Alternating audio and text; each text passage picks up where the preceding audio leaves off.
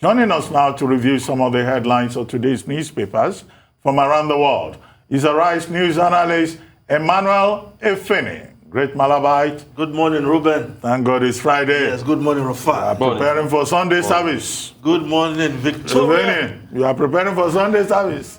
Someone's here. Of course. It's part of my weekend preparation. There's no doubt about that. Yes. I hope you get good tithes this weekend. Well, the tithe goes to the full-time pastors, and we lay readers, we just work for our blessings. Yes. Exactly. Good morning, Victoria. Good morning, Mr. Tundu Efene. MQ Abiola. Looking dashing. A diva, head to toe. Merci Deliberately beaucoup. distinct on a Friday. Thank you. I won't be able to get out of the studio. Like, my head has just... I can't get my head out the door at this point. Please, let's go Thank straight you. to the review. We'll go straight to this day. Nigeria's newspaper of record. Now, the lead story. Buhari in Imo says it is unthinkable that any Igbo man would want to exit Nigeria. Wants to be remembered for stabilizing nation security, economy, reiterates commitment to completing Second Niger Bridge, other projects. Promises credible election in 2023. Ohaneze demands equity, justice, fairness for all citizens. Says Igbo are most federating people in Nigeria. Yes, the president touched down in Owerri yesterday and carried out that visit. Now, in his speech, struck some of the very nice notes. Of course, the Igbos are the most traveled in Nigeria, and they are everywhere, building businesses and property. And of course, it is unthinkable that the entire Igbo nation will want to leave Nigeria and cocoon themselves into the southeast. This is a no-brainer. But when few or some young men feel they want Biafra, that should not be a generalization that all Igbos want to leave Nigeria or they don't want to be part of Nigeria. Now, as for the other part of the president's speech, wants to be remembered for stabilizing nation security and economy. Yes, when the president was campaigning in 2014, security was at the top of his manifesto. And many Nigerians gladly voted for him because they said he is a military man. He knows what to do. But I think the state of security before the president and now Nigerians are wiser. Whether he will be able to turn the table in less than 2 years before he leaves office is another matter altogether. But the story that can be summarized is that Nigeria is more insecure today than when the president took over. Only last week, the young Showore was shot dead on his way from Okada, University Town, to Benin City, equivalent distance of Ikeja to Shagamu. Nigeria is that unsafe now. Not to talk of what is happening in the northeast and the case of rampaging bandits, terrorists in the northwest. Now let's look at other stories. Well, other newspapers are also reporting the story from Owerri. Daily Independent newspaper, empty Owerri streets take the shine off Buhari visit. Resident obey IPOP seat at home in Aba, Umuahia, Enugu. I want to be remembered for stabilizing Nigeria. President says Igbo are in charge of Nigeria's economy. Now, let's just move over to another newspaper, the Vanguard newspaper. Tax war worsens as 36 states sue federal government over stamp duty. Well, I won't call it a war. The states, 36 states, irrespective of their political party affiliation, are challenging the right of the federal government to collect stamp duty. For once, the states are coming together in their enlightened self-interest to do the needful, taking their claim to what they think belongs to the states. We'll see how this pan out again from the court.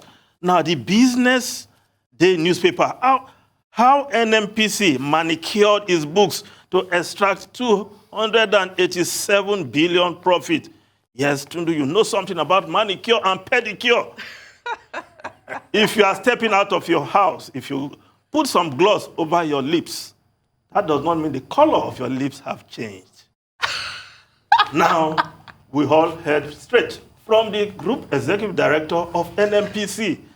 And whether it convinced you out there, our national and international viewers, about these NNPC books that was released a couple of days ago is another matter altogether. Now, the Daily Trust newspaper, very serious. Suicide on the rise as Nigeria records 51 cases in 12 months. Poverty, drugs, marital instability, insurgency responsible, according to doctors. Governments, employers, landlords, families must act fast. When you see somebody behaving in a certain way you don't understand, please don't just look the other way. Somebody close to you or living close to you. Now, below the photograph on the front page of the Daily Trust newspaper, even a scarier story. 120 bandit gangs operate with 60,000 AK-47 rifles in 6 northern states, according to a study. 12,000 persons killed, 250,000 livestock rustled in Zamfara. Motorcycles donated by politicians used for attacks. That is a story from the Daily Trust newspaper. Now, the Punch newspaper, VAT amendments, NBA, senior advocates of Nigeria, caution National Assembly, fault FIRS planned revenue cut. Now, the Guardian newspaper, amid VAT uproar, states sue federal government over sharing of stamp duties. FX market, below the photograph there in the front page of the Guardian, FX market faces fresh test as Naira hits all-time high at 543 Naira to the dollar. Now, I go straight to the foreign newspapers quickly. The Times of UK, huge rise in protection from COVID booster jabs. Yes, several-fold increase in antibodies revealed as new round of vaccines set to go ahead. Yes, booster vaccines are expected to set the go-ahead early next week after data showed that they give a several-fold increase in vital antibodies that protect from coronavirus.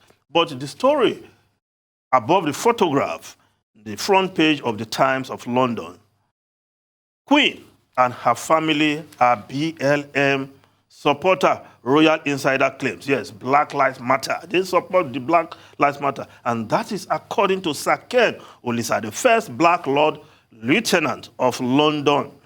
He discussed that from his discussion with the Royals, the whole issue, yes, he discussed with the Royals the whole issue of black race in the wake of George Floyd murder in Minnesota in May last year.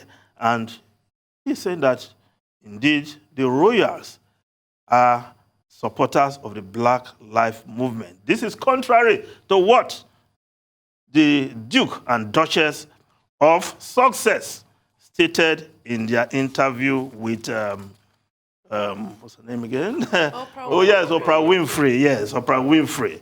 And claiming that there is racism in the royal family. That is what he said.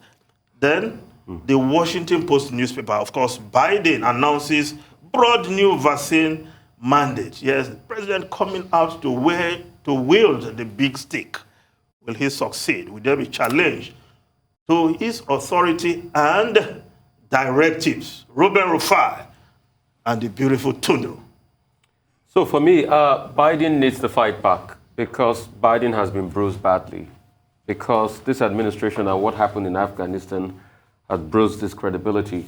Biden came in on the heels of COVID-19 because they felt he could fix the COVID-19 facts for America. And he's done that, close to 200 million people vaccinated. So he's going back to the biggest pressure political point for him. He doesn't have goodwill with the Republicans, because you see how they're dealing with a big blow, because he needs them for his 3.5 trillion, package. And the Republicans are against it for what happened in Afghanistan. And now he's trying to buy some goodwill with the fight against COVID-19. That's not to say that there's no fight on ground. Things might be done. There's going to be backlash. There's going to be sweeping reaction to him. No, but there's increase in hospitalization and deaths. There's increase in hospitalization. So he's not just doing it just to save face. Yeah, there's increase in hospitalization. And it's coming because some people, 80 million of them, don't want to take the vaccine. Like they are everywhere, and there's a big anti-vaxxer movement in America. But if he passes this, if he shows that strong stance, it'll help him buy some goodwill, because he needs to go back to the parliament and to the House and negotiate with the Republicans to raise the debt ceiling, or they might have a government shutdown very soon. So that's on the card for him. So this will make him look good on the cards. If he passes this and he moves forward, there are going to be some backlash reactions. So when you look at the political landscape in America, it's about what you get, really. The Republicans have been able to get abortion, that long ruling on abortion in Texas. So they're winning on that. And the Supreme Court supported them. So they've got that concession. So Biden will also probably get concession on COVID, and they will balance things out, and he could probably get a 3.5 billion package. So this is just for him to make him look good. And if this continues, maybe he might have some increase in the ratings. The rating numbers may just go up. We have less than a minute to go. Yeah. And I think we should just note this point, that today is the World Suicide Prevention Day. And if you look at the front page of the Daily Trust newspaper, the Daily Trust newspaper reports just put it on how there has been a very sharp increase in cases of suicide in Nigeria. And if you look at it, there will seem to be a connection between the economic crisis, the crisis of poverty, unemployment, rise in food inflation, and the domestic violence issues that Nigerians are expressing. And the paper points out that, yes, 51 cases in 12 months. And if you go back all the way to 6 months, more people have committed suicide in the last 6 years than at any other time in Nigerian history. But the question is, do we have the facilities in place to provide mental health care, support, to provide counseling for persons who may be going through either divorce or the pandemic of empty pockets that push people to commit suicide, or any kind of trauma or post-trauma syndrome, disorder, and all of that. But thank you very much, Emmanuel Efene. Thank you for It's World Suicide Prevention Day. Nobody should commit suicide because it's a crime under Section 37 of the Criminal Code. If you succeed, you go get away with it. But if you don't succeed, you can be sent to prison for 1 year. That's not why you shouldn't commit suicide, because your life is valuable. That's why. It's a crime. If you don't succeed. We hang it there.